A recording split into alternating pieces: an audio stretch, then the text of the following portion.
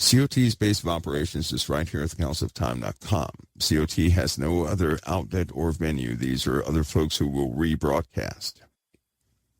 Anything COT does is by the main page here at thecouncilofTime.com.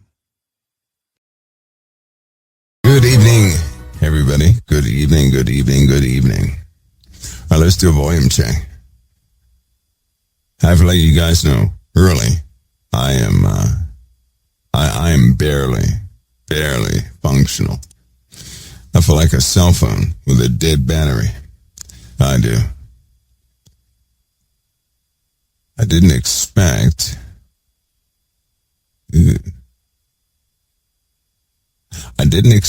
the sun to come up so fast. I didn't. You get carried away with work. And, actually, I was in our database, the COT database, and right after the broadcast, I began to do some things in the COT database, cleaning everything up and doing some new entry columns and some tables, getting our feeds ready to go. And before I knew it, the sun was rising. That quick. That's how fast it, well, when the sun rises, no sleep for me. That's what happened. No sleep for me. But yes, I am tired, so just ignore the tiredness. Ignore that. Yesterday's conversation, you guys were full of questions, and I didn't get time to answer hardly any. I did incorporate some, but I hopefully you guys picked up on some of that because it brings out this issue. This is a continuation from yesterday's talk about stewardship, about problems that we have and what we are expected to do in our own lives. There's an expectation for us to do things. Today's a partial continuation of that. Our conversation yesterday, some of the examples that I've given you guys about stewardship boils down to this. If the Father has given us an ability to do something, that's what we have to do, right? If we have an ability to do something, do it to the best of your abilities. Don't worry about the part that you're unable to do, but do it to the best of your ability, and the Lord will take up the slack. Now, having said that, we all know what we're facing. We all do. The floods that are now beginning to show very persistent patterns all throughout the earth. They're becoming commonplace, but very devastating. But the Lord is showing us that we're having a change in topology of the earth. In other words, there are major changes in altitude, or let's just say, put this way, this weather phenomena is causing the earth to change its shape. There are landslides, great caverns are being formed. Some are filled, some are emptied.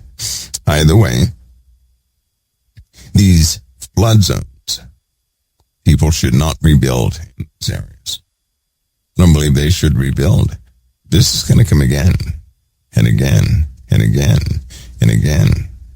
It's going to continue this way as the earth goes through a severe makeover. And if we are responsible, having our conversation with the Lord, some of these areas are going to have to be abandoned. I believe it's a warning, a subtle warning. I do. Very subtle warning. And I'm hoping that people will pay attention. Because when the weather gets worse, there's going to be no place for people to, their homes they're going to have to go through trauma. They're going to have to go through this flood issue again and again. At the beginning of the year, I talked about Texas. You guys remember that? Nobody really wanted to hear Texas and Florida, right? the southern states are going to have problems because of the Gulf of America and some of the warm waters moving, from the Gulf of America into the atmosphere, inundating the inland portions of the U.S. with rains. This cycle is going to continue. It's going to get worse. It's a good example, however, of this. When a place is popular, or people like a place, they don't want to give it up. They don't want to look any further into the situation because they like that place. I like Texas. I do. I like Texas a lot. However, I also know what's coming to Texas. I know what's coming there. And I just hope that people have their eyes open. Most importantly, I hope that people are seeking the Lord for direction. When half of a state is covered, do you think people will pay attention then? If that were to happen next month,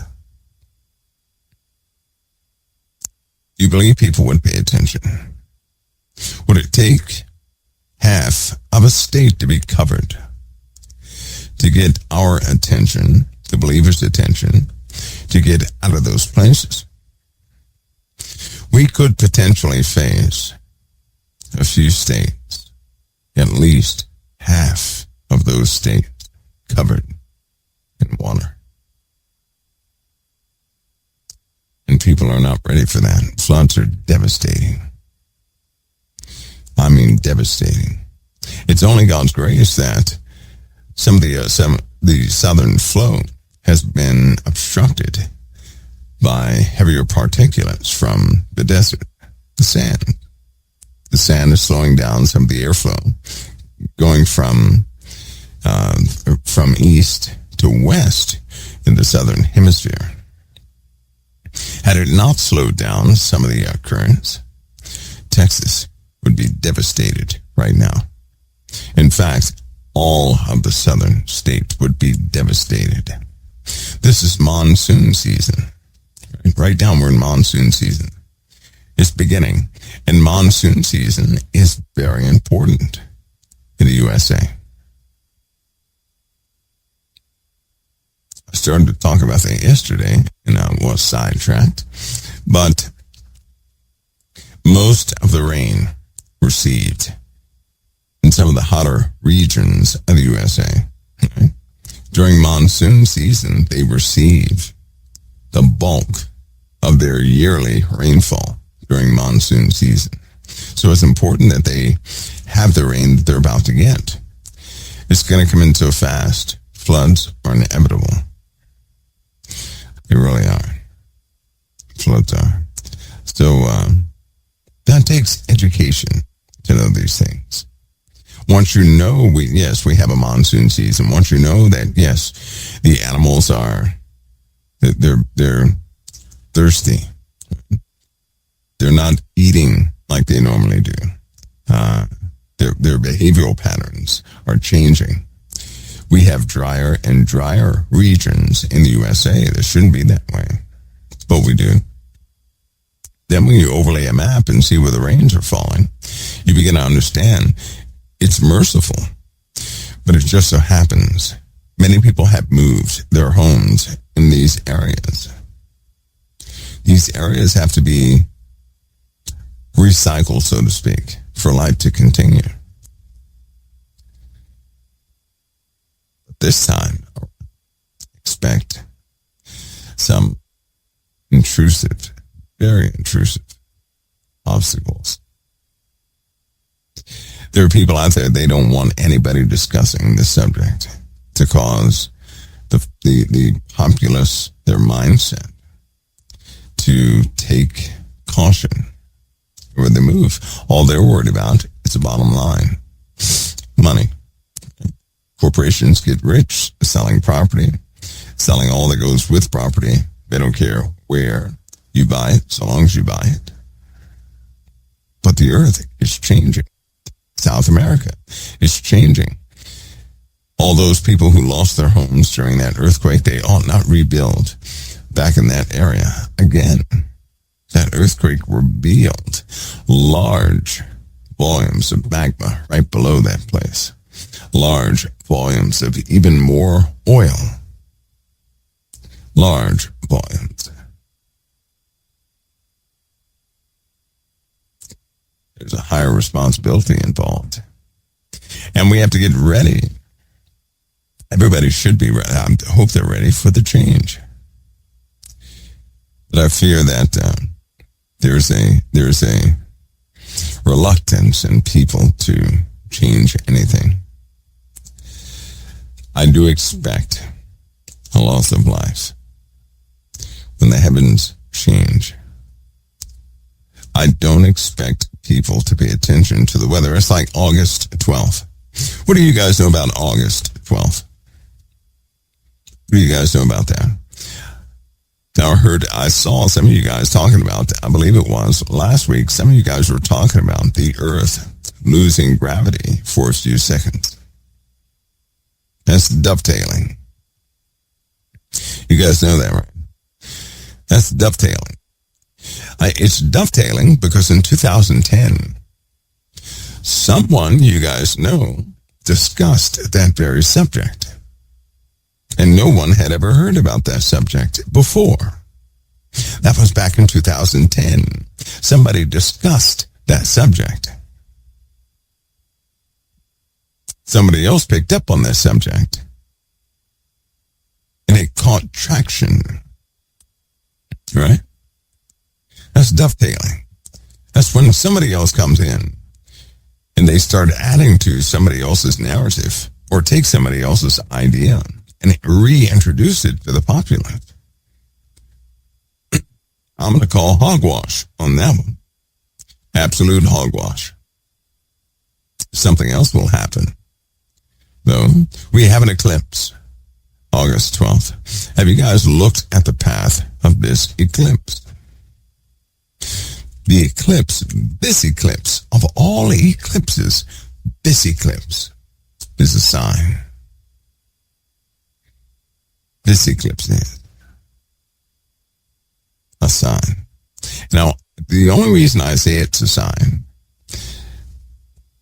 is because of where that shadow is going to be traversing. It's going to cover areas of massive distress. It's going to terminate in an area of grave danger. And men are going to continue to do what they do.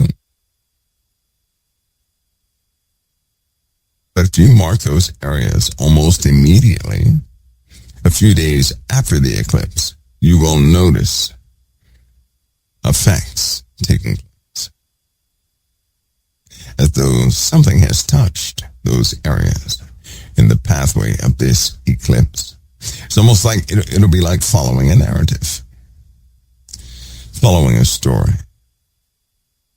So, August 12th, gravity loss. I'm going to call hogwash on that one. I will. But the eclipse, I'm going to step out on my limb and say it's a sign. My prayers are towards Italy a lot. And for very different reasons than most people.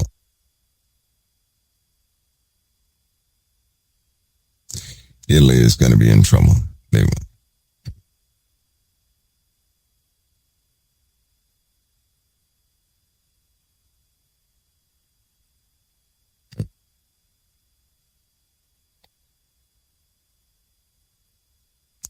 Like there was a video footage of the sky flashing purple the other night in Nevada for hours. It flashed purple. I believe it. Purple skies. You guys remember that topic about the purple skies?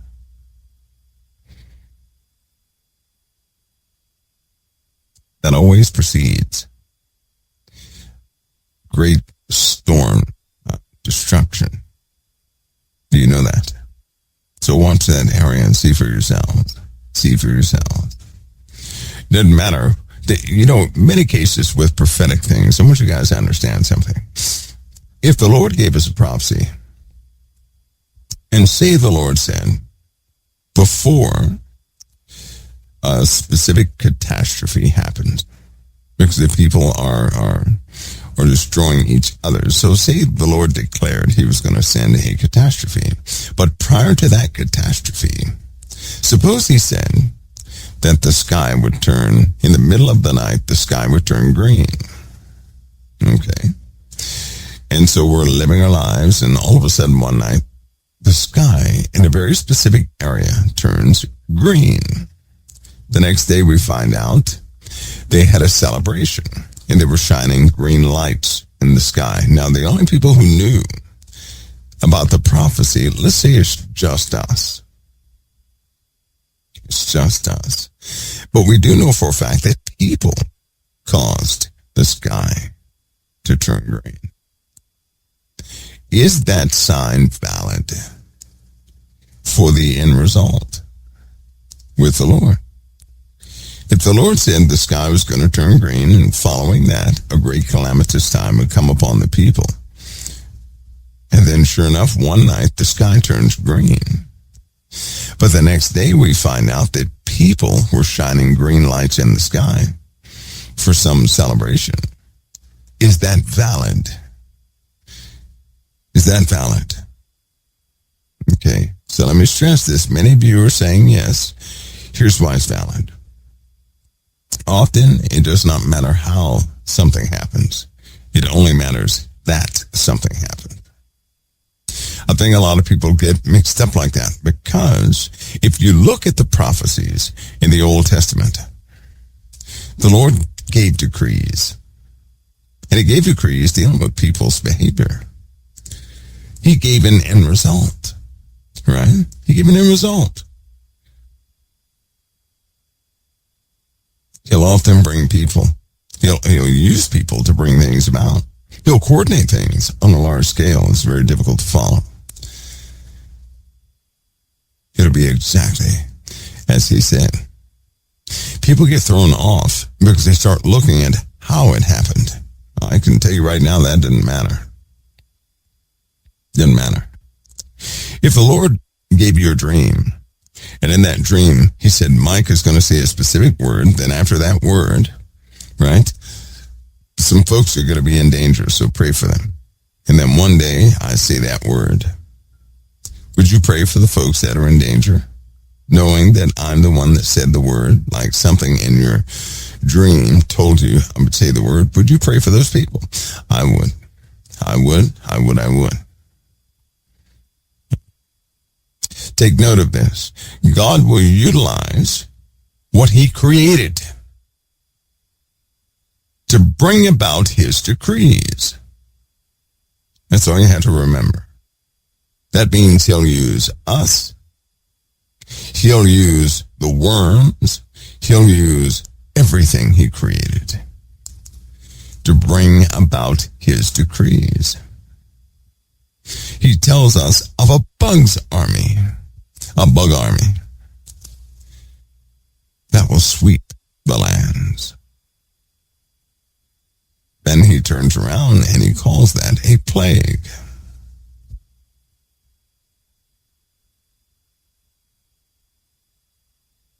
And we're at year 15, closing up on year 15 from another cycle. Right? God uses his creation any way he so desires. Anyway, in prophecy it foretells of how people are going to be in this day that we're living in. Isn't it funny how people conformed to exactly match the Word of God? People no longer endure sound doctrine. The gospel is boring to people. People have itchy ears. That means they want to hear things, very specific things for their own entertainment. And indeed, if you analyze your own life, often when you access a computer, you're looking for something specific your interest, right?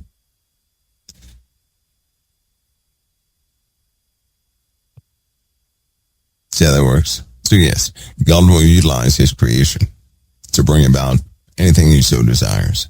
Try to remember that so that you're not, because a lot of people are going to discount things. They're going to say, well, so-and-so did that. Or that great fire was caused by so-and-so. For example, if the Lord said, an entire nation is going to burn, 1/4 of that nation is going to burn up, right? And then somebody says, well, a plane crashed in a forest. A year later, we found out 1/4 of that nation is burned up by fire. But it was caused by a plane crash. I can tell you right now, the plane crash does not matter.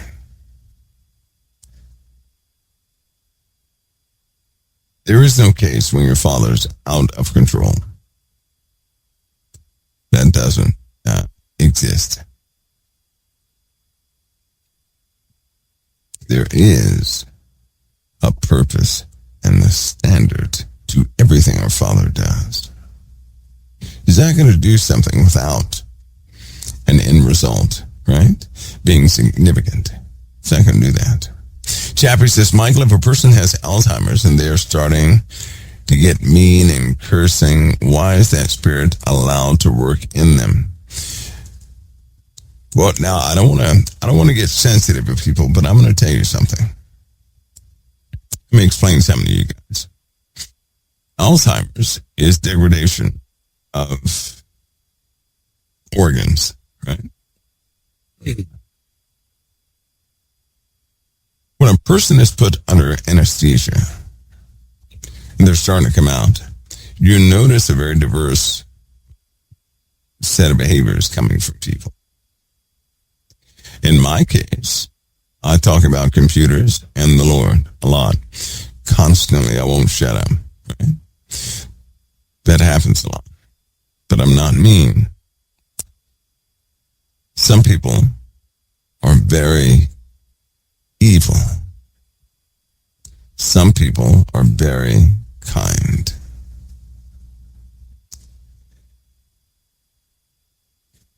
When you're allowed to see the true nature of a person, when you're allowed to see what you've been dealing with all this time, it is often shocking. Alzheimer's, dementia, those things, they can often bring out the true character of a person that's always been there. I know a person who has Alzheimer's, and he is the happiest person on earth. He understands he has Alzheimer's, and he's very thankful to God for Alzheimer's. How about that one? But this individual he's always been a grateful individual. Always been a grateful individual, always fought for people and nobody ever found out. He is not selfish. He would give you the shirt off his back and all the money out of his account if you needed that. So when the disease hit him, it made him joyful. And he's enjoying it. It is the most ironic thing to understand that you have a condition and to be thankful to God for that condition. He is thankful to God for that condition. That's him. But he's not the only one, is what I'm saying. Some people, they get irritated and aggravated because it's overwhelming. But you'll learn a person by their conversation. Listen to me. Listen, and I had to be careful on this because I know you guys are sensitive. And sometimes my comments can be so blunt, I sound morbid. But when a person has a memory issue like that, I want you guys to remember something. When a person with Alzheimer's who can't remember anything here on earth, when they get to the eternal realm, who are they going to be without their earthly memories? Because why is it, here's the better question, why is it that a lot of people who get mean with dementia and Alzheimer's, they have the same conversation? Here it is, you ready? They say, somebody's taken my stuff. Isn't that what they say? Somebody is taking my stuff. Is that fair to say? I need your input on this, everybody.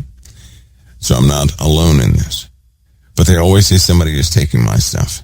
They say somebody is stealing from me. They're trying to hold on to materialistic things. They're accusing everybody of taking things that they have. And it really shows you where they're at internally. That's what it shows you. Now, if you have a loved one doing this, I'm going to also tell you it's an opportunity. You don't pacify the greed. People are greedy. They can talk and they can project to be a very nice person, but inwardly, they care about their stuff.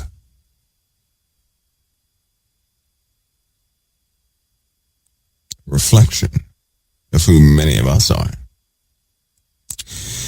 They also begin to see people in the walls and closet. They don't want to be disturbed. They think somebody has put something in the food, all sorts of things. Well, why do they have the same story? Well, scientists acknowledge the disease part. The behaviors are acknowledged. But they're seeking a scientific answer. People like me seek a spiritual answer. Why would a person be like that? Because absent your mind, your true nature begins to surface without a filter, no filter.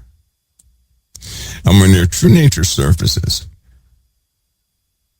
if that were to happen to any of us, some of us are going to find out that we're just as greedy. Many of those folks out there who have Alzheimer's. We too would blame things on people. See, and this exposes something. If you can hear this, if you can capture this conversation, you can overcome something in your life. What a person who is constantly taking inventory of their stuff, there are telltale signs in life.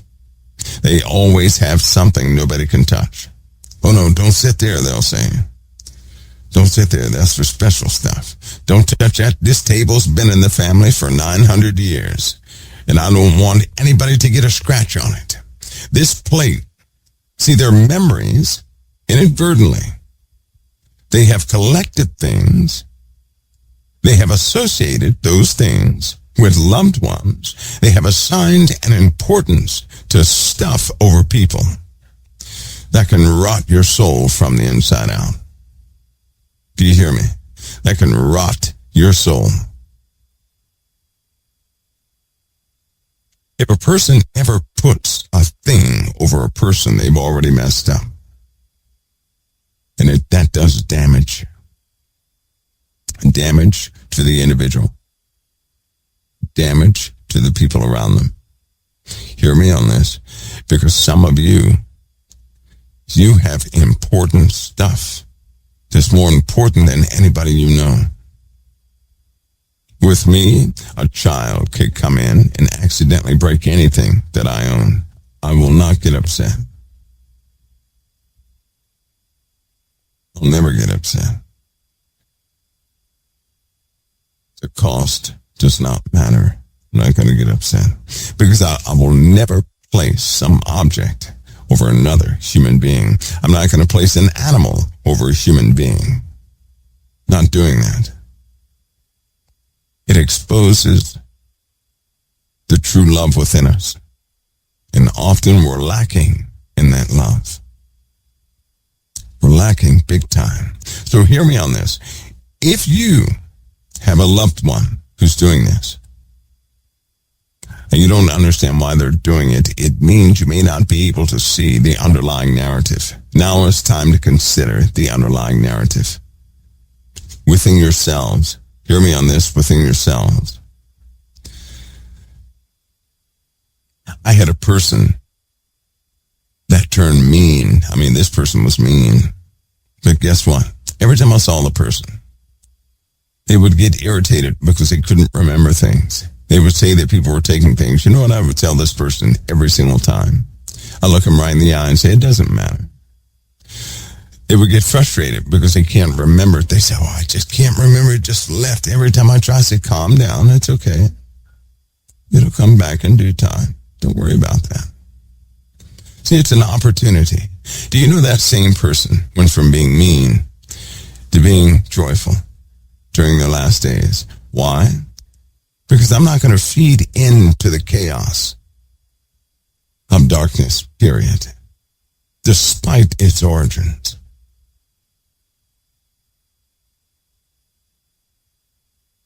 You guys understand? When a person is having a crisis moment by way of their emotions, and they're trying to make sense of the world, why do people always jump on the side of chaos? I'm not going to do that. Ever. I'll tell a person the truth. When they think that someone who is long past has come back and taken their kitchen table, then I'll tell them, it's okay. It doesn't matter. So be it. Let them have the table. Doesn't matter. That's a teachable moment. Listen, for the soul. They're not going to remember, but they will remember of the soul. And this is something I found out. A person can lose all their memory. They'll never lose who they really are. You can teach a person things they can remember for usage in this world. And that's one thing. But you can sow into somebody's soul, and it will stay with them forever. Because every time a person is frustrated, and you tell them the truth, you sow love into their soul. You give them comfort beyond their comprehension. It's an opportunity to show a person a different way. See, some people, the sum total of their lives is their stuff. That's what empowers them. When people come over to their house and they show them all their stuff, that's their personality. They have invested a large part of themselves in what they own. But if all that stuff is gone, who are they? Listen to me, folks in COT and everybody else. If your stuff is gone, if you have nothing, who are you? Who are you without your stuff? Who are you without your bank account? Who are you? Who are you?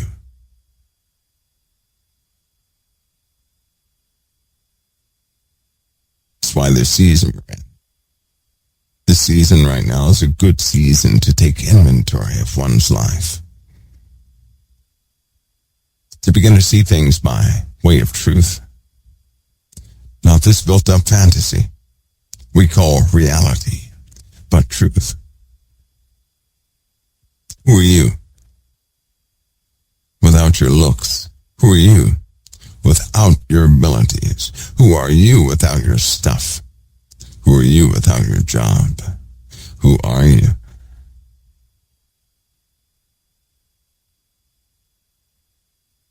Do you all see that so far? Does that make sense so far? Hopefully it makes sense so far. Listen, I'm going to take a break. I'll be right back. We're going to fit an interesting conversation, by the way. So thank you for the questions. That was a very good question. I'm going to come back and add some more to this. I'll be right back in a few minutes right here at COT. Who are you without your stuff? I'll be right back. I'm back. Also, I know this is a touchy subject, but a needful one. So, back to it again. I want you guys to think about something. Think about something. In the end, think about your Father in heaven and Christ. How is he preparing us? Just like he said he would, in truth. When we stand before the Lord, are we going to stand with anybody to our left and to our right? Yes or no? This is one of those questions. We're going to stand before the Lord alone. And when I say alone, I mean alone.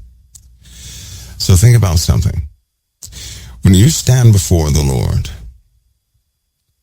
and you have nothing from this world, nothing, things that previously defined you, you're not going to have. Who will you be? Who are you going to be when you stand before the Lord? Who are you going to be? See, all too often, men or human beings have created their own narrative of truth. It is different from the Father's truth. Very different. And when you have these things that happen where a person has a disease, where they cannot remember things, and their true frustration surfaces, and their heart surfaces, it's a reflection of how we have been living. It's a point of correction also. See, in this world, all of us attempt to project a character to everybody else. But the Lord knows us for who we are. If you strip away your spouse, you strip away your families, you strip away your stuff, you strip away your looks, you strip all that away. Who are you? Some would say, I'm no one. And see, that's the problem. You are someone. But who's going to start correcting us in this way that we're living? Because essentially, do we not live and are we not defined by the life we are creating? Do we not define ourselves to everybody else by those things we have amassed, by what we're projecting to everybody else? God sees right through it. I can't talk about you, I can talk about me. Right? The tough guy days, all that was a big facade, a projection. Was I a good soldier? Of course. And it was all phony. It was phony because without the accolades, without all the awards, this, that, and the other, all those accomplishments, who was I? I was just like everybody else. A person who didn't know too much. That's who I was. A person who still had fear in their lives. A person who was afraid to be exactly who they are.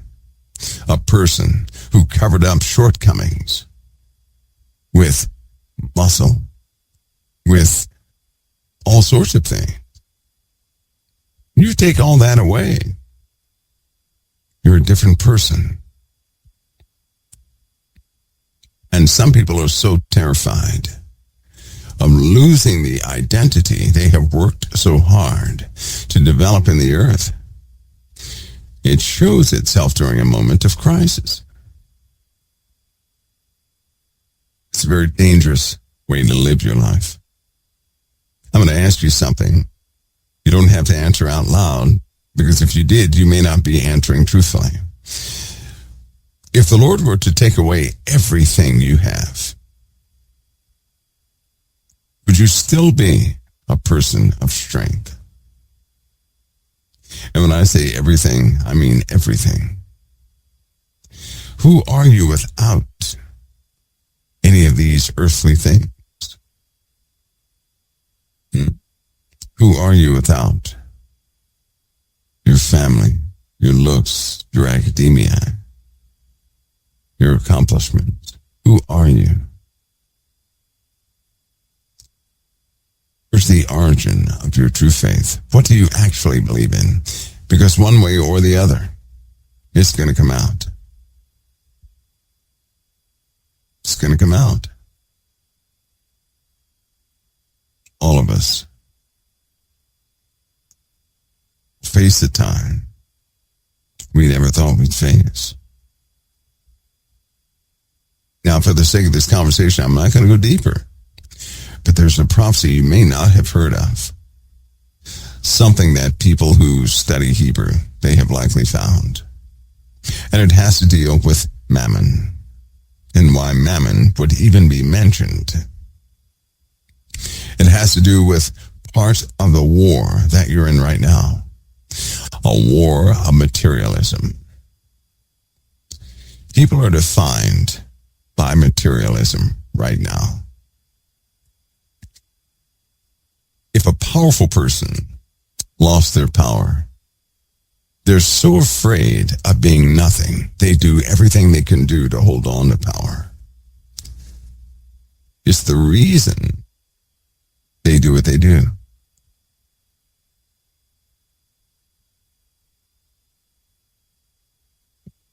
Too many people are like that. Your father's interested in who you are, not who you made yourself to be. And when you face the Lord, you're not going to do it with your wife, with your husband, with your children, with those special people in your life. You're going to face him alone. What will stand before the Lord? Who are you, really? It's kind of like some of these new people today. I'm not picking on anybody. I'm just saying this is our society. Our society is full of people who can alter their bodies, right? They can alter eye color. Some people have had contacts in so long they really think their eyes are green. Their eyes are not green, they're brown. They have green contacts. But if you've been wearing green contacts for a long time, you're going to accept that's simply how you look. It's not the way you look. If you strip everything off, no contacts, no perm, no, clothing that complements things,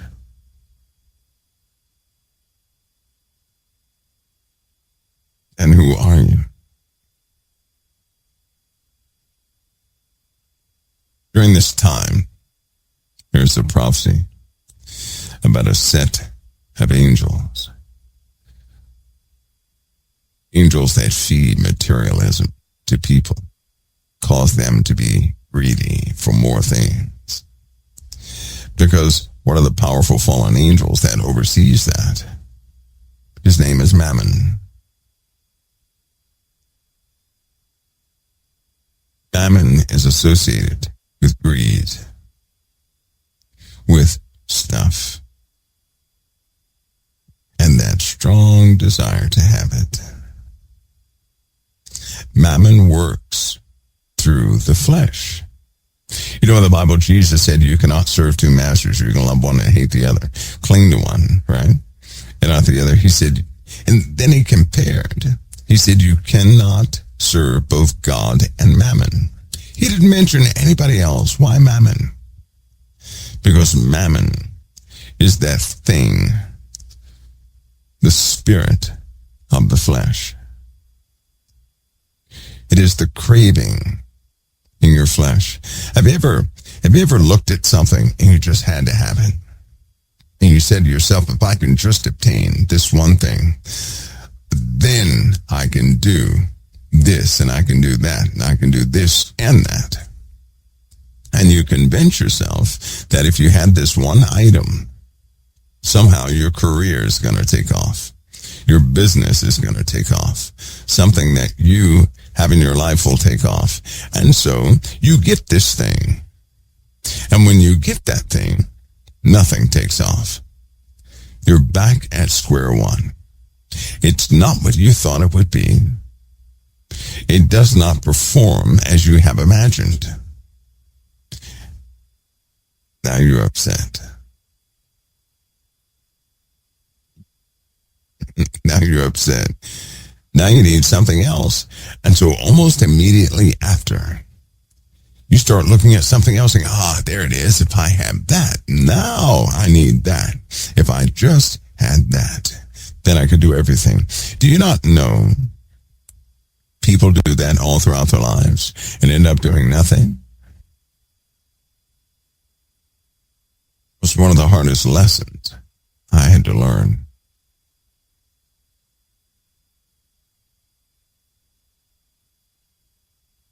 So what is the way of the Lord? What did the Lord tell us to do? Anybody know? What did the Lord tell us to do? How are we to go about doing things?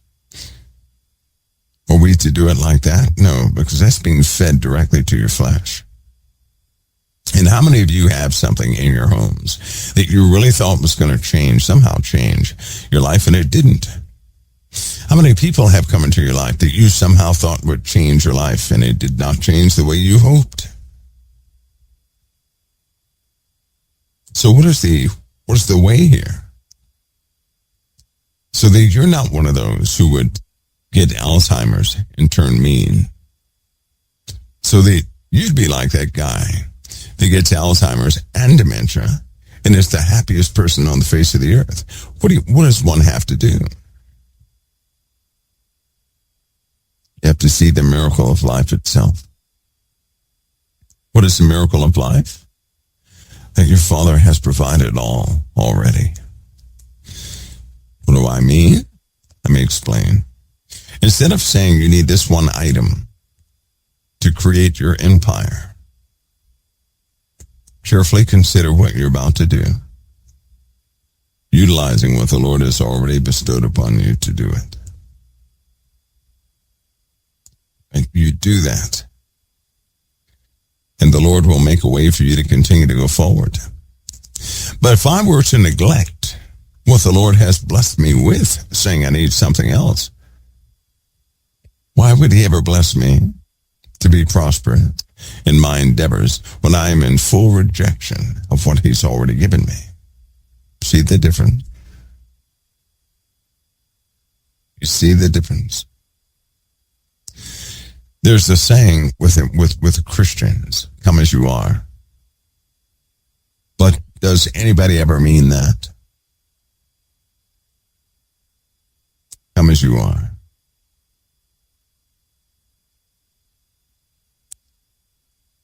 Just like that saying, come as you are, that nobody really adheres to in life.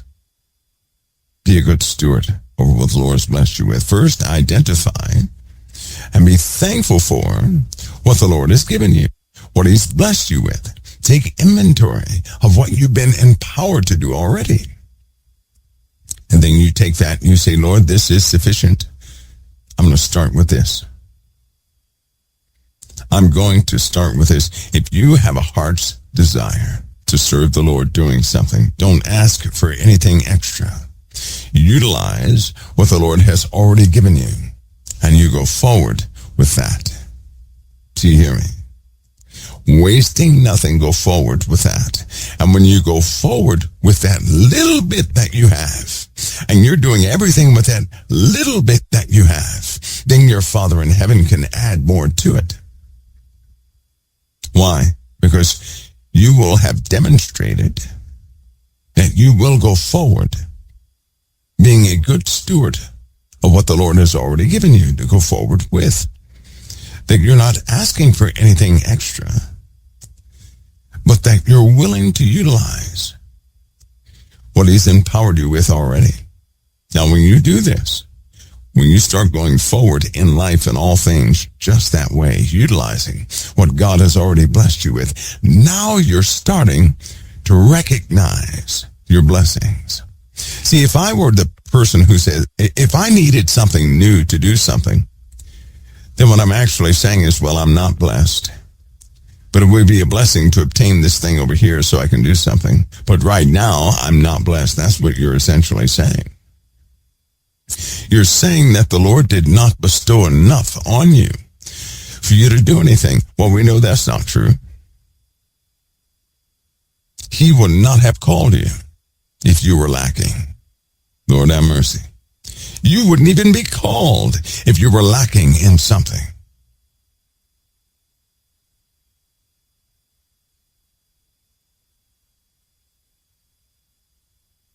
Be a good steward is to know your sheep. You, in the Bible, it says you are to know the condition of your flock. Do you know that? Why would that be in the Bible? Your flock is everything God has actually given you in life. You're to know the condition of your flock. You're to know the condition of everything God gave you. Before you know the condition of it, you must acknowledge what you already have. And I tell you this, the Father has said he's given us in abundance things. Why don't we recognize it? Because all too often we minimize what God has given us. We maximize those things right outside our reach. That is a rejection of your own flock. That is not being a good steward. And God does require of us to be good stewards over what he's given us. But are we good stewards? Because I'll be the first to tell you, I was not a good steward. I wasn't. I always felt I had to have more to accomplish something. When I was younger, all that left abruptly.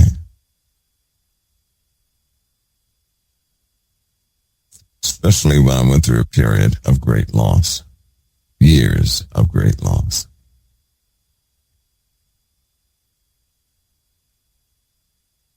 You all see that? Does that make sense? Does that make sense?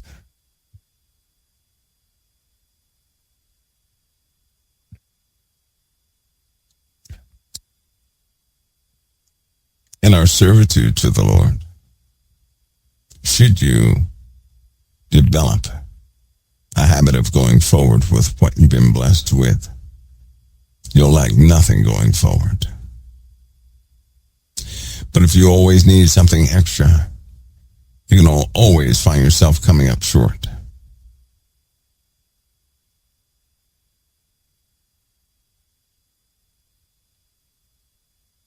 All right. You guys see that, right? Yeah, you see that? I learned hard lessons dealing with that subject. I did. Harsh lessons. Now back to the people with Alzheimer's, and they turn mean. Hopefully you can see some of the base cases or base reasons why a person would turn mean with Alzheimer's. When their perception of things is scattered, one of the first things they do is attempt to take inventory of their stuff. And they'll blame any and everybody that somebody's taking my stuff. But I'll tell you now, there are people out there with Alzheimer's and dementia. They're the most joyful people on the planet. You have to remember that part too. Okay. I'm going to answer some of your questions, everybody out here. I will. Hopefully you got that little part, because in being a good steward is to first realize that your Father has bestowed responsibilities upon you and blessings upon you. You're empowered to do things. But if we don't accept what we're already empowered with, we're going to be looking out to get something extra to make it work by the eye. It throws things off within us. Big time.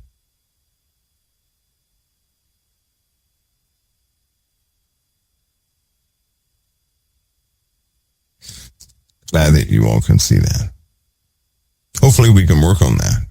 Because if we were to lose memory, in my case, when you go under, you get put under. Some people are mean. Some people are controversial. In my case, I'm very instructive. I turn to an instructor. When I'm under, but I don't know what I'm saying, I start talking about the Lord. Computers and people end up laughing. There were so many times when I would wake up and they were in there just looking at me laughing. And they would say, you wouldn't shut up the whole time. You were talking about Christ and you were talking about computers the entire time.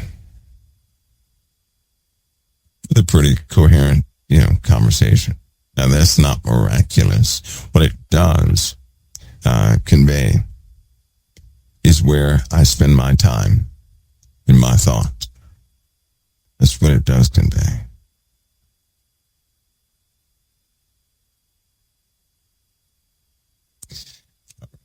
Let me get back to the questions here. I know somebody keeps asking about the evil constellation, binary twin, those things. That's a midnight hour topic. Okay? That's a midnight hour topic for sure. Somebody says, what do you know about the Noahide Law meeting in November in Jerusalem? Listen, they've been talking about the Noahide laws since Noah had no hide. I would not I would do this. The puzzling part to me is this. Are people in fear of any Noahide laws? Because do you not realize you're under Babylonian laws right now? See, people are worried about Noahide laws. And right now they're in absolute corruption, most of us are, by following Babylonian law right now as we speak. So why would anybody really worry about Noahide law that still have not come forward? And every year, Noahide laws are coming, right? Every year they're coming. Just like, who said Fred Sanford talked about the big one was coming. He was going to see Elizabeth.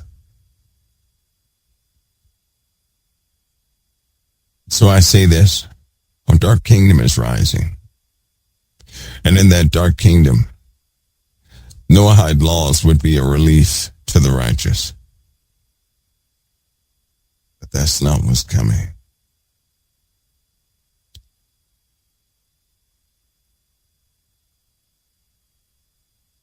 All right. Can you guys tell him I'm totally empty in the gas tank here? Can you guys tell that?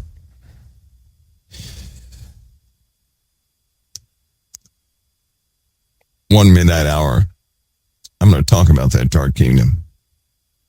The kingdom that's here in the USA, the kingdom that's here in the Europe, the kingdom that's in Rome. It's here right now.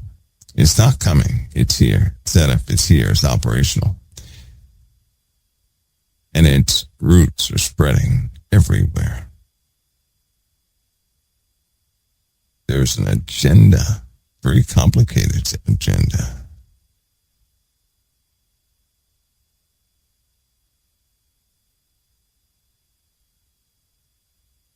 All right, let's see. What do you guys have there? Now, if I miss a question, guys, just redo it. Re-put it in there.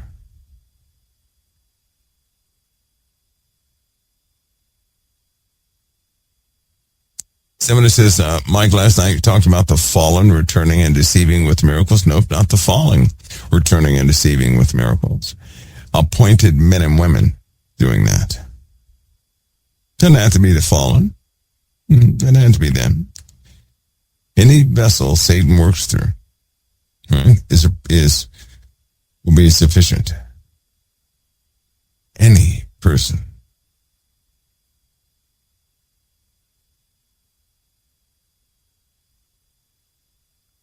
Any person.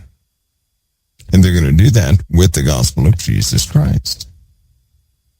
And people are going to follow them because the Lord said they would.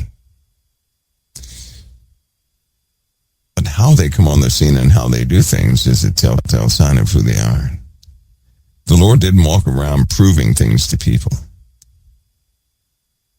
He was encouraging their faith for them to walk by faith.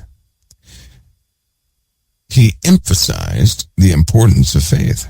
These false ones coming forward are going to prove to people they are who they are. Jesus would never do that, nor would any prophet, nor would any apostle. They'd never do that, because faith is a necessary way to live out our lives. You don't want to live by proof. Then there would be condemnation on this earth instantaneously. But the Bible teaches us there is now therefore no condemnation to them that believe. Right? We're operating by faith, not being proven, but these false ones that are coming, they're going to prove it to you.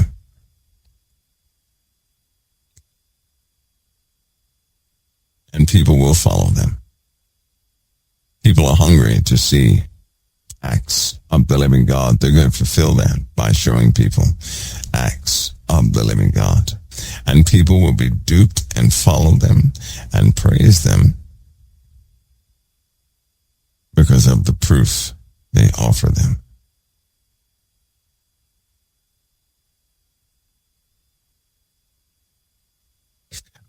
See,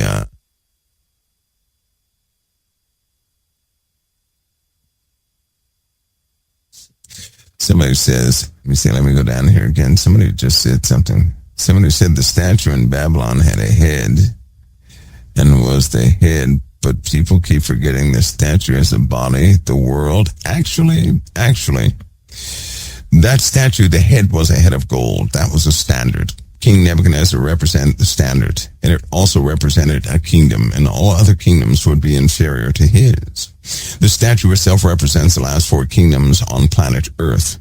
There are only 4 kingdoms that would be in the earth, right? Each kingdom had a different standard, but each kingdom was given dominion over the entire earth. All right? So the head represents a kingdom. The chest represents a kingdom. Lower portions represent a kingdom. All of them represent a kingdom. They were given dominion over the whole world. The whole world is governed by those kingdoms to this very day. King Nebuchadnezzar was the standard, the head of gold. All other kingdoms would be inferior to him. The last kingdom before the everlasting kingdom was partly strong and partly broken, the kingdom we live in right now. And in that kingdom, it was said that they would mingle themselves with the seed of men, but would not cleave one to another. That's the kingdom we live in right now. That's what we're in right now.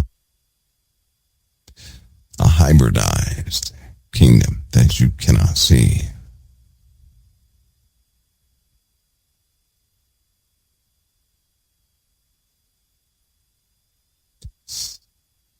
Hopefully. Where's my mouse? My mouse is gone, guys. It just left. It just vanished. There we go. Question, Brother Michael, has God given any details of what it will be like when we stand and give an account to Christ? I don't know what the judgment. Well, yes, he did. He gave us a good description of that, of what we need to know. He gives an excellent description. But there's a problem. There's a problem. I say this very gently. People have conveyed so many wondrous things that many have moved away from the biblical view of what that looks like versus the wonderful things people have been talking about. For example, here's one of the biggest differences between what people see and what Jesus said. Jesus said that in the kingdom of heaven, we're not going to be male or female. We're going to be like the angels. But people say they convey what they saw. Well, they think when they say they went to the heavens, that they saw children and they saw their wives and pets and everything there. And Jesus is telling us that we're not going to be male or female. If we're not male or female, then it really takes a study of the book of Genesis to understand that origin. See, if we're not male or female, there's no need for children. Children are part of the process of growth that life may perpetuate on this planet. In an eternal realm, you don't need children because everything is made eternal. You do not need children. Animals likewise. Animals, their spirit is in the earth. How do we know this? That's exactly what the Bible says. So the spirit of an animal is part of the earth. You are the living souls on the earth. You're the ones the Redeemer came for. But people love their animals so much, they're trying to make the part of the story of redemption about them. In other words, people are so hurt that animals they make such great therapists. People have made a spot for these animals in their eternity. You know what the truth is? Eternity is not going to be what we dictate. It's going to be far beyond the most joyous and beautiful place we can ever imagine. We don't have the imagination. We do not have the mind to conceive of even the small parts of eternity. Because if eternity ever turned out the way I've heard it described by some people, I don't want to go there. I do not want to go there. Because that's the same old mess that's down here. When you have male and female, you also have competition. God does everything needfully. If there's male and females walking around and children walking around, there's purpose behind that. This stuff here on this earth is for the earth. Alongside the things that happen in the earth, you have the Achilles heel of evil, just waiting to ooze out of every single orifice. No, thank you. I don't want this stuff here on the earth needs to stay right here on the earth. No one need drag this mess into the eternal realm. This is a mess. The only way to get forward in this world is for other people to literally die. No, thank you. No, thank you. We're male and female on this earth to replenish the earth, to perpetuate generation after generation after generation, so there are always vessels for spirits. It's not going to be needed in the eternal realm. That's what Jesus said. He said, don't you know anything? You're going to be just like the angels, being neither male nor female. How about that one? See, Jesus spoke the truth. And people still think that Jesus is wrong. They do. They think they're right, and Jesus is wrong. Jesus is not wrong. Problem is, the majority of the people have only seen the earth. They have seen nothing else.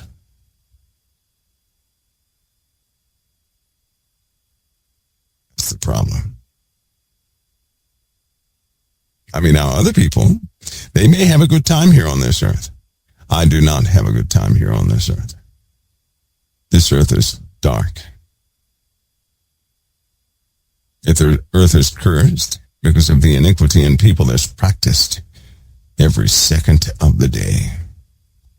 While some people are celebrating, children are being put to death. If you knew that for sure, if you saw the dark side of this world, you would not want the eternal realm to look anything like this world.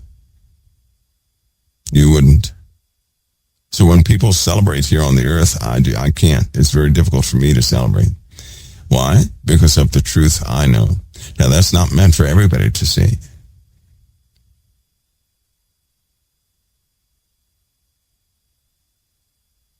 You know what's even worse? It's for those people on the earth to see the dark side and celebrate anyway. This world has become just like Sodom and Gomorrah. It's worse. My joy in this world is tied expressly to Christ. And the tasks of love are tied directly to the salvation of others. And because it's a task of love, I'll never get tired of doing it. Because when you love to do something, it becomes a passion. It's no longer a task. But all this other stuff, I pray it just never translates into the eternal realm. Man has taken everything And they have attempted to control everything on the earth, making everything just like their carnal thoughts. I want nothing to do with that.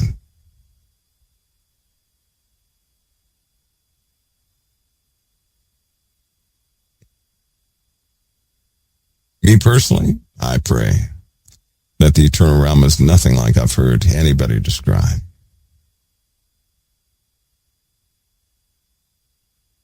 Because if we can think of it, then we can control it.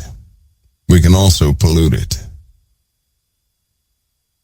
But if we cannot think of it, if it was beyond the capacity of our minds, of our imagination, then it truly was not made by any of us.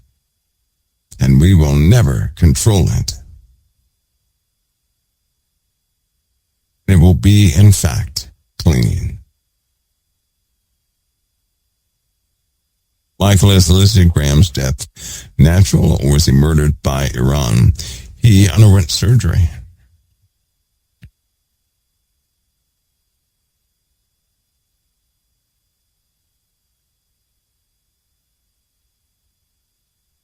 Surgery. I know it was a shock to most people, but if you look at him prior to this year, he was having some issues.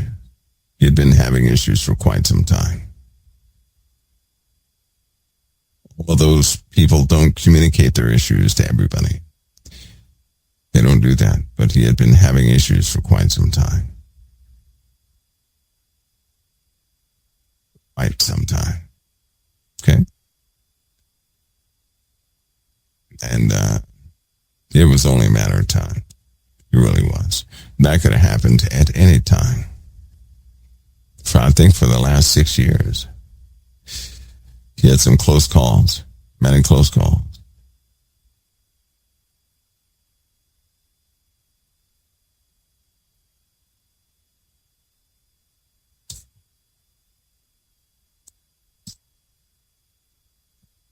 Either way, he's free from this world, and he'll end up wherever he chose to go.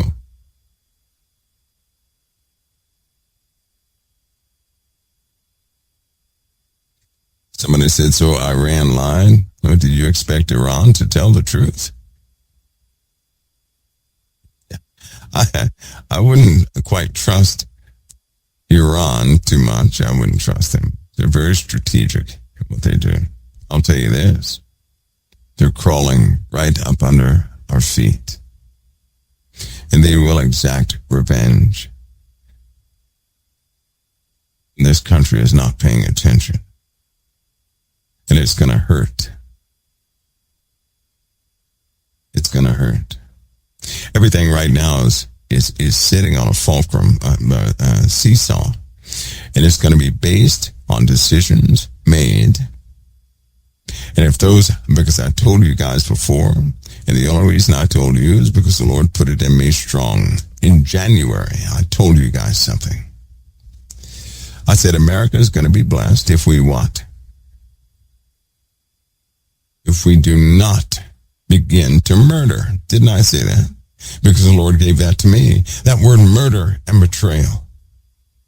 The Lord gave to me over and over and over and over again. And that if we began to murder,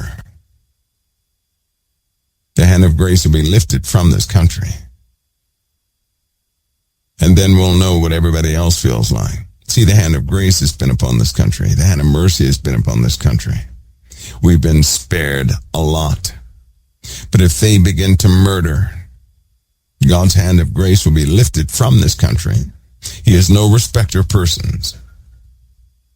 And that's when people are going to find out God's grace is needful. God's mercy.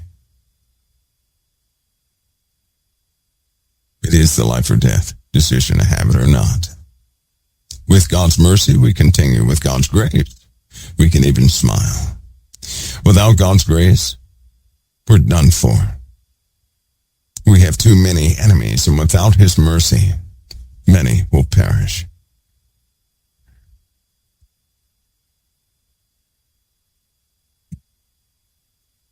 and it was all contingent upon murder. Betrayal was coming anyway, but murder? Do you guys know what murder is? Somebody mentioned it. Hatred is murder.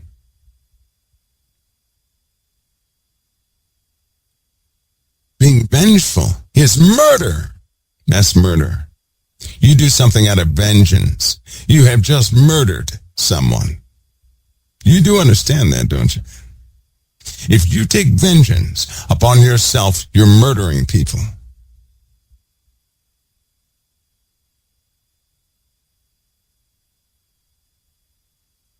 Your Father already said that no one is going to do that and get away with that. No one. Do you understand? No one.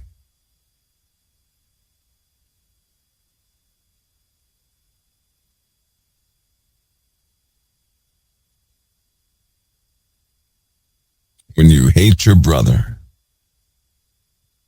that's murder. That is murder. That is of the heart.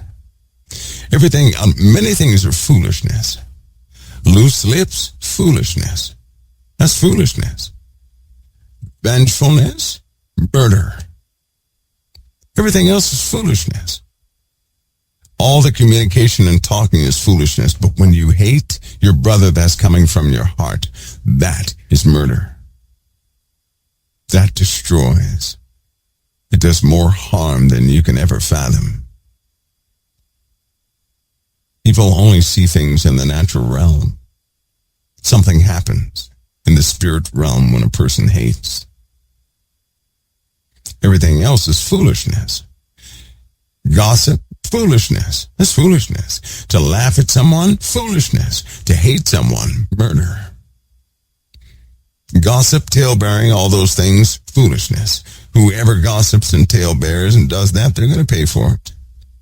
But when a person hates another person, that's murder. And when a person pays someone back for something, God sees that as murder. See, we have to be careful with that word murder. We have to keep it biblical. Not based on philosophy, but based on God's truth. Philosophy and philosophers have stated that tale-bearing and all those things are murder. That's what philosophers say. That comes from men. We're talking about what the Lord said.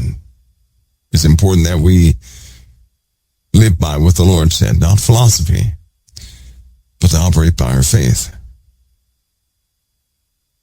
And the Lord told us, don't you pay somebody back evil for evil. Don't you do it. He'll require things of us. The Lord said, do not hate. If you hate your brother, then the love of God is not in you. And if the love of God is not in you, you are operating by the other spirit. So it's either the Spirit of Christ or what? You already know the word. The opposite of Christ.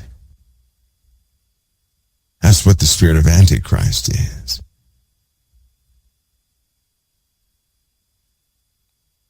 Not the Antichrist themselves, but the spirit of Antichrist.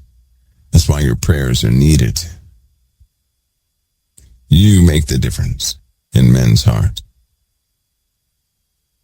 By your prayers, God will change the hearts of other men.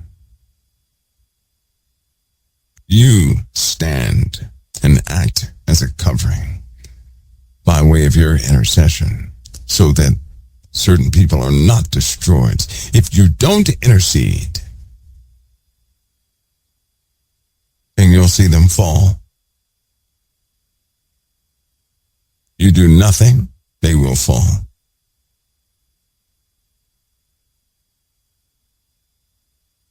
You intercede,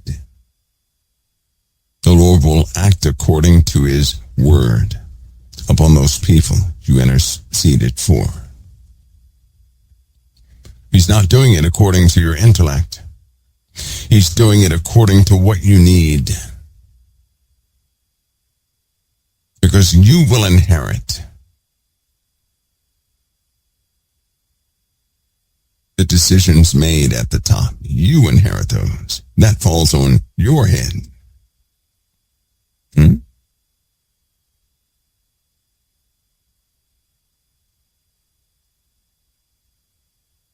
Changed Pharaoh's heart. God did. Why did God change Pharaoh's heart? To bring his prophecies about. To change the heart of the people. To introduce himself to his own people. He hardened Pharaoh's heart. Yet he softened other hearts.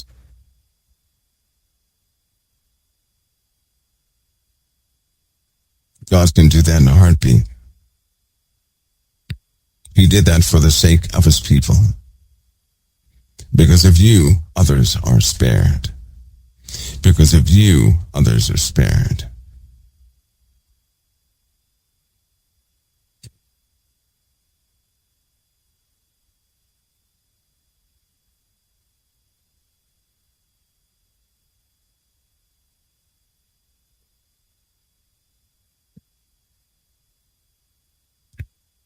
So if you guys are interceding, I do.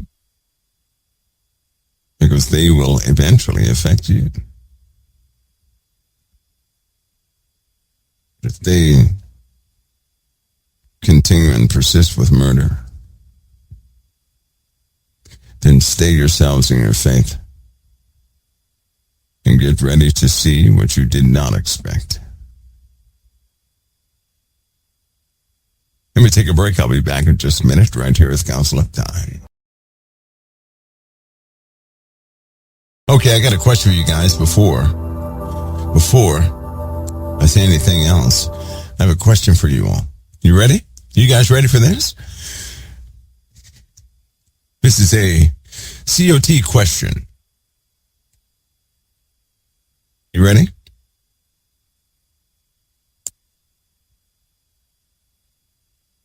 If you knew a disaster was 6 days away in the USA,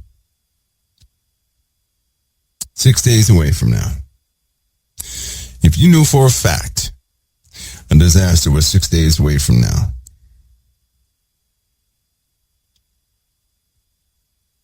why or what would you do about it? Number one, what would you do about it?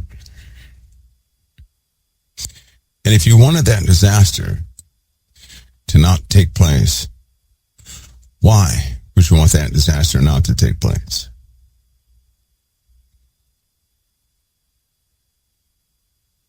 Six days from now, which is actually Monday the 20th, if something horrible were going to happen Monday the 20th, what is your course of action from this day forward?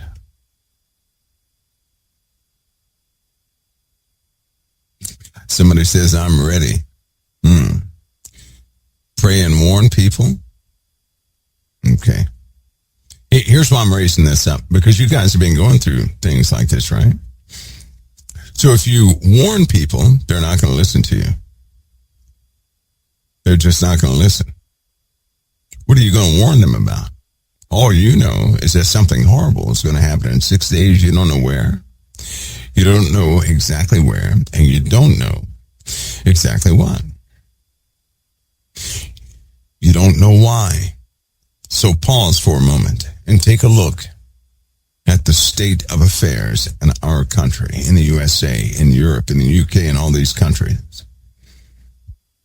You know and I know that if a wake-up call does not come to people, they're going to continue with their activities, and people are going to continue to suffer. And do you know how many people suffer per day in the USA? Do you know how many people suffer per day in Europe? Do you know how many people suffer per day in the UK? Do you know? Do you know?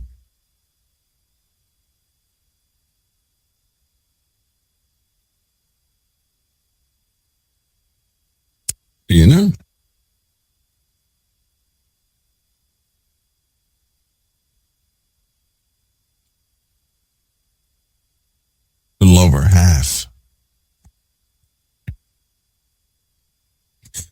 Write down COT, guaranteed. Guaranteed. There's somebody suffering right now in COT. They're not telling a soul. They're not. I know for a fact there are too many hungry children in the USA. Too many hungry children in the UK. Too many hungry children in Europe. There are people who have not been educated on how to navigate this world, which will cause further sufferings. There are Christians who have become violent and foul. They're falling away. Do you know why? Because their hearts are sick. Because they're giving up. Because they believed that by this time they would have been gone. Because they're in pain. Because no one is speaking to them.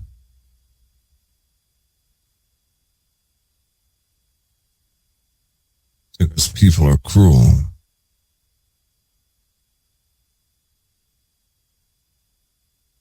But if a disaster came, it would remind people of the frailty of life. It always does.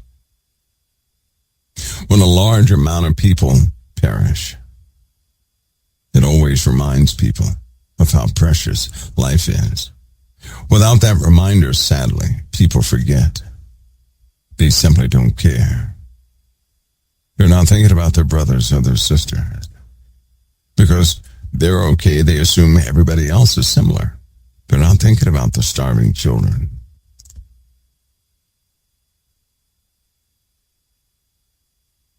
Those things are in the dark. Nobody really wants to look in the dark, do they? We have an attitude in many of these countries that if we're okay, then hey, that's good enough. Everything is fine. We look at the end times the same way because nothing major has happened in America. Most Americans believe that the end times are a ways off. Yet you have people in a war zone, and they believe that the moments of prophecy are imminent. Why? Because people are dying.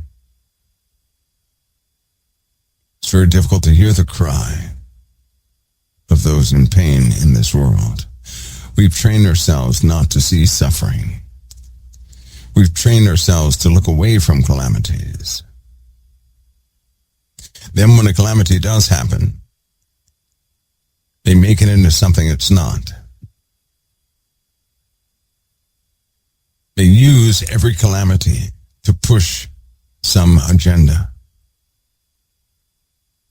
to manipulate, views, to get what they want. But I'll tell you something. Should something significant take place, it's going to remind everybody of just how fragile life truly is.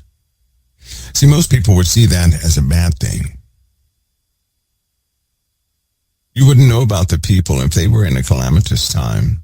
Many people at one time lost their lives. There'd be a lot of weeping on the earth. But those people would be free from the day-to-day turmoil that they have to endure. I met a guy yesterday. This guy's skin was burning hot. He was in the sun, had nowhere to go. He endures the days as best he can. But the nights, he said, are even worse. It's an emptiness. He called it a new emptiness in the night. A deadness.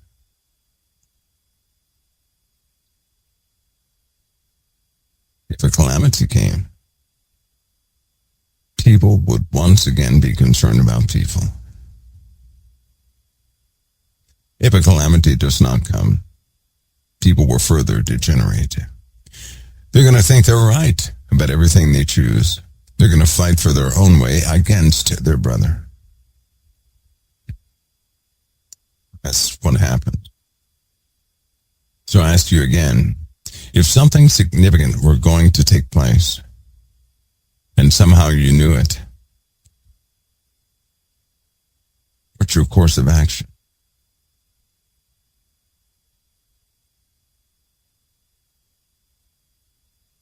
Would you warn people?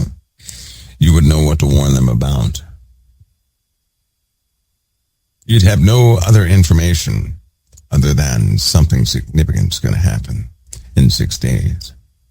To warn somebody of something without clarity can cause confusion. It's crying wolf.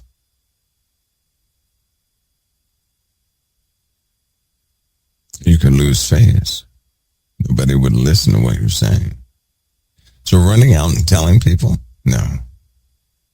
You can't tell them that. What would you tell them? You certainly could not tell them about a calamity that they themselves cannot see, can't put together. There is one course of action you could take.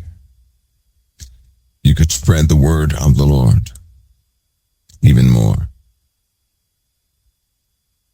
You too could tell everybody to double check their foundations, to help others double check their foundations. You can love your enemy.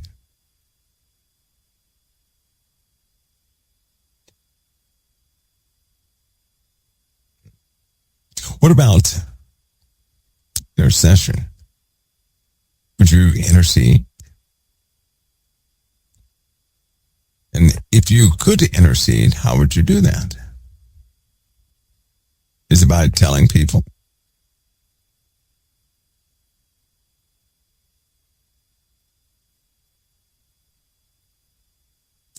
In the book of Revelation, we know of many horrors that will take place. We know for a fact, if we believe in the Lord, we know for a fact those things in Revelation are coming to pass.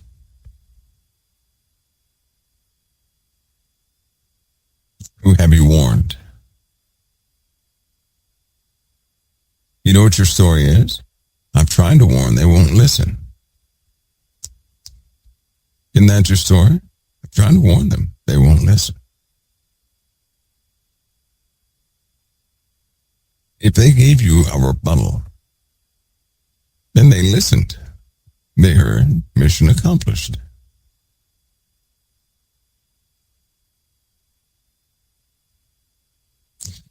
Intercession, what would that look like? What would true intercession look like? What if you knew that somebody was going to make a wrong decision in a very high position? You knew it was going to be wrong. How would you intercede? Why would you intercede? If you knew that someone was operating by emotion, not necessarily by the Spirit, how would you intercede and why would you intercede? Somebody one time, they said, well, I'd pray to the Lord and tell the Lord what should happen. No, we don't tell the Lord what should happen. That's foolishness. As though we know better than the Most High. The Most High knows what He's going to do. And no matter what you pray, He's going to bring everything to pass. And nothing will fail. So how would you intercede? First, you need to know why you would intercede. What is your motivation? You have to identify that. Why would you intercede in the first place? From panic's perspective, He told us never to do that. You don't intercede because you panic. If your motive is not bound in truth, Don't say anything. If you don't believe the Lord will do it, you ought not pray in the first place. That's what Jesus said. If you do not believe in what you're praying, that person ought not expect to receive anything of the Lord. That's in Scripture. So first and foremost, you have to acknowledge. You have to acknowledge that you don't know the right course of action that a person should take in this situation. You don't know. But there's one thing you do know. You know that you could be affected by their action.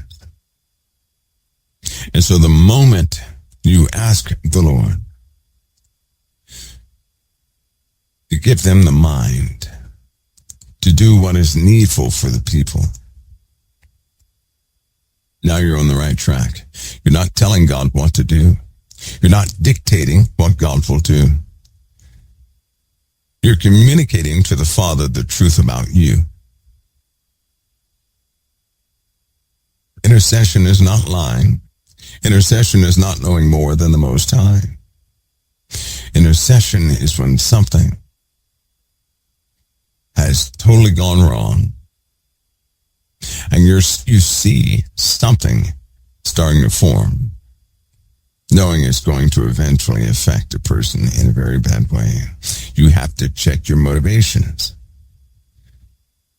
If you intercede just so that person can stick around, forget it. If you intercede, recognizing there's a lot of work to be done. Remember, God moves on your behalf, not their behalf. He moves on your behalf.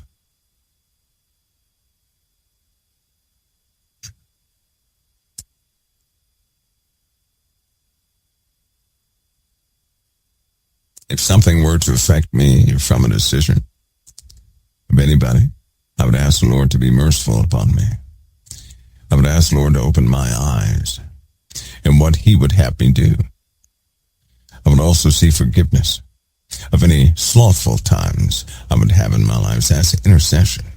Is when you recognize you didn't intercede in the first place. When you recognize you dropped the ball. And you assumed things were going to be different. That's an acknowledgement. And it's also when you pray that the Lord grant them a soundness of mind for the people's sake. That's telling the truth. You're not telling God what to do with a person. You're requesting that person have soundness of mind concerning the people. I often ask the Lord, remember your love upon the people. And the love upon the people is often exercised through leaders. Touch them. Give them a mind for the fulfillment of your will. At the same time, I'm always asking forgiveness for not moving myself in the first place. Truth. Approaching the Most High by way of truth. That's an effective prayer. I know people have their own way of interceding, but I've met some irritated, interceding people.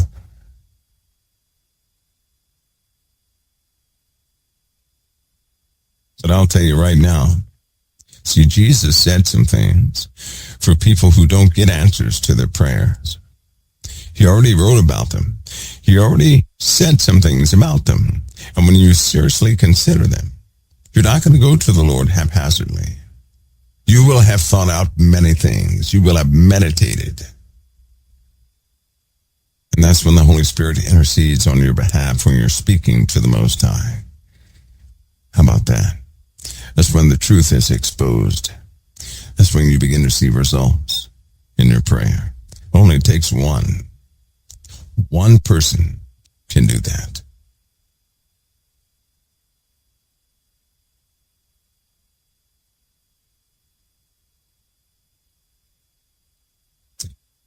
All right. You guys see what I'm getting at? If a calamitous happening were to take place in 6 days, that means you'd have 6 days to get some things ready within yourselves. I'll tell you this. When calamities do not come to men who are out of control, other men suffer greatly the entire time.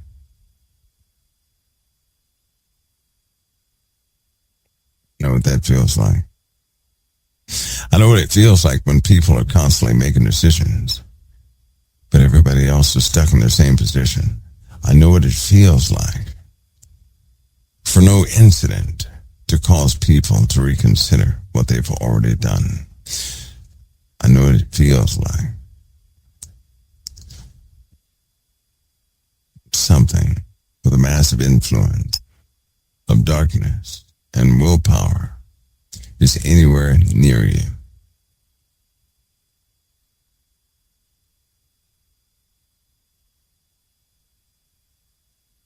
Well, we live in those days. Now, is something going to happen in 6 days? You don't know that.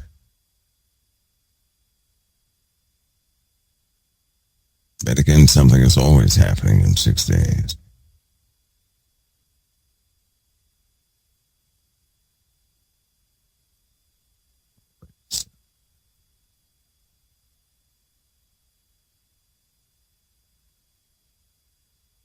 Somebody says, so with the millions of things you say we should be, know, or do, how are we going to make it? No. What you should know, the Lord has given you. So you can sum all of this up with this, being honest with the Creator. Cutting loose, laying down your crown, right? It's your accomplishments in the world, lay that down. Laying down your character that you made for other people in the earth, put that aside. Taking away your King James speech, be open with the Most High. He's going to hear you as you are anyway. Throw that aside. Go to Him in truth and truthfully communicate. Not for your will to be done, but for His will to be done. You have a right to go boldly to the throne of grace to find help in a time of need. If you believe in Christ, you have a right to go boldly to the throne of grace to find help in a time of need. When you go to that throne, remember who you're talking to.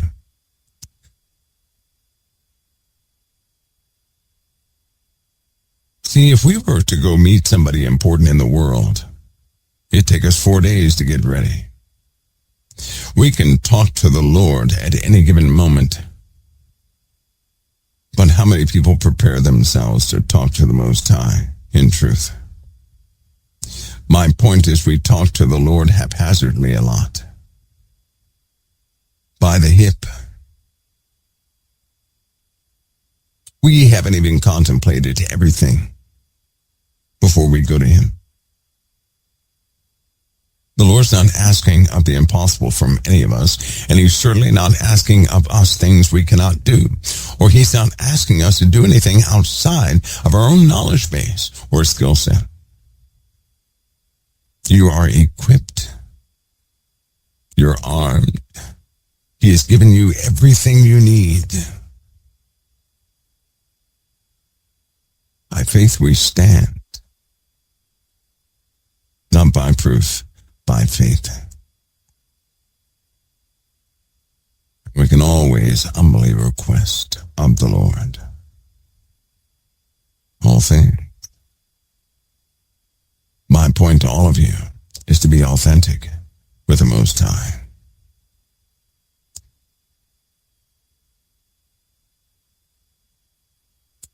All right. Hopefully that helped. Hopefully that helped.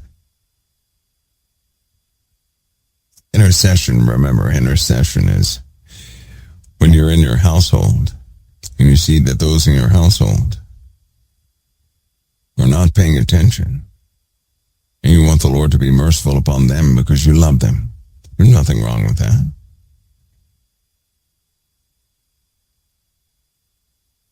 But ask your Father to grant you something to make a difference in their lives. Ask Him.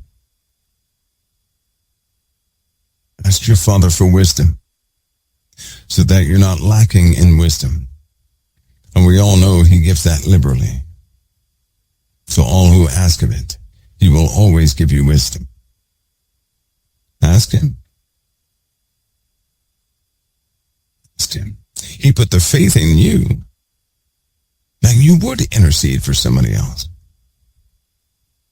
Not that your will be done in the earth, but to intercede because people are not paying attention, because people are still growing. And if a person is growing, then ask for wisdom to help that person grow.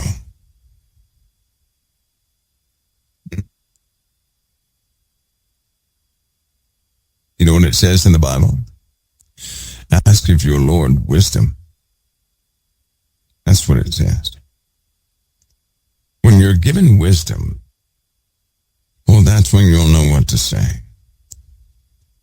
So let me shorten this with you. When God gives you wisdom, it is always with the Holy Ghost. The wisdom of the Most High is in the Holy Spirit. I can't make it without guidance from the Holy Spirit. I cannot make it with my own intellect. I would not have the mind to put the right words together to affect people. It requires the Holy Spirit. Period. And of me, that only requires my faith, my true faith.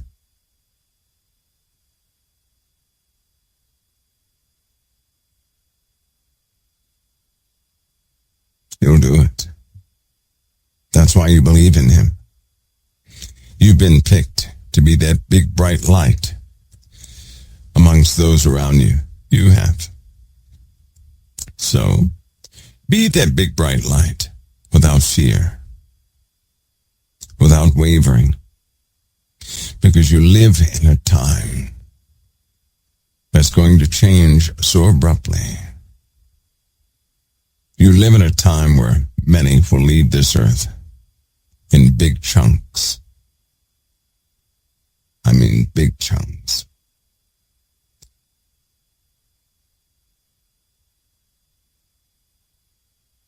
Folks, I'm going to see you all next time right here at the Council of Time. Yes, I am so tired. I really did mess up last night. The sun came up too quick. And what do you guys think about them not there was something I was going to ask you guys what you thought about it, but I may do that early tomorrow. There's some projects going forward. They're going to change this earth. One of the projects will change the earth by Sunday. That's for sure. There are experiments going forward, consolidations happening, new mergers, tech mergers taking place, new machines, the streets, thinking machines on the streets.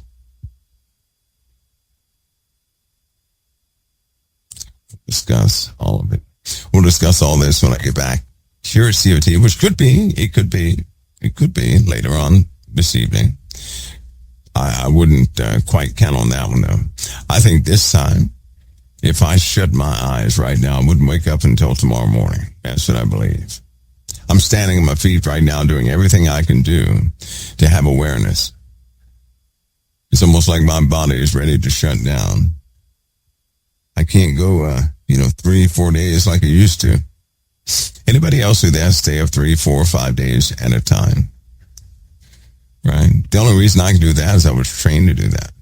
Stay up that long, to take and to be, pretty sharp during the process, but it's not working out that way anymore. It's not. But this world is changing. I want to put some things forward so you guys know about it. There's a lot that's going to affect you in the coming days and weeks. Lots that will affect you. I pray that you guys are ready for it. I pray that many of you are acclimating to these temperatures. So do me this favor. Everybody do me this favor. Try your best to acclimate to temperatures at least plus 4 degrees warmer than you're already dealing with. Okay? Listen to me on this. This heat issue that we're having, this is different heat. It is causing a pretty big strain on the power grid. It's starting to blow components, which means power losses. To lose power is going to become a common thing because of the heat, as we discussed 4 weeks ago, something like that. It is devastating to anybody when they lose their air conditioner and they are an elder. Very devastating on the bodies when they lose air conditioning and power. Some people are not acclimated to 110 degrees, 111 degrees, 113 degrees. And of course, in a structure, that temperature is only going to go up.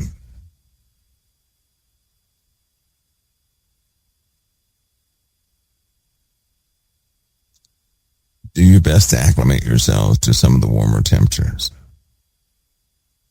Drink lots of fluid. And prepare.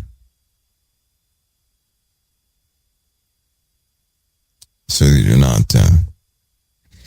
not prone to some of these changes that will most certainly take effect. There are many people passing from this heat. In the cities, they implement some of their plans this week coming up.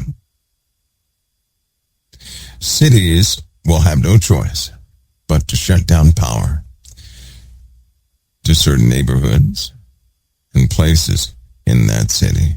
They'll have no choice. It's either that or they lose the entire grid for the city.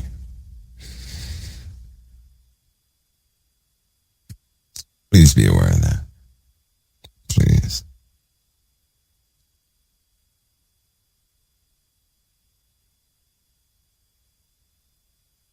God bless you all. I'm going to see you tomorrow right here at COT. And if I see you sooner, well, I see you sooner. But it looks like I'm going to see you tomorrow. I don't think I'm going to make it another couple of hours. Oh, and get your questions ready. Listen, the next time we have a Q&A, don't be afraid to ask the controversial and hard questions. Don't be afraid to ask those. You guys had awesome questions the other day.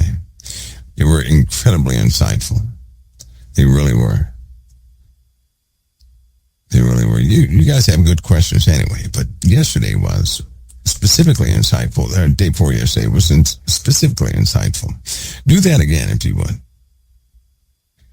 Do that again. Somebody says, oh, but those data centers still continue to run. You know what's so funny, though? Looking at the actual data centers operating versus the heat, most of the data centers are not operational. They're not. They're not operational. Oh, and by the way, we have external trackers to the heat that we're enduring. There are other planets out there. You can also measure the temperature of these other planets. And if they have the same heating issue, then we know it's not indigenous to Earth, right? And it just so happens that we're not the only planet heating the way it is. And if we're not the only planet heating up the way it is, it's not isolated to Earth. It's not. Plus, that simple volcano in Hawaii, every 15 seconds is letting off more carbon than we would over the course of, four months. It's putting off more carbon than we would in a 4-month period is putting that off. Every a few times a minute. And that's just one of 40 major eruptions that are spewing all sorts of debris in the heavens.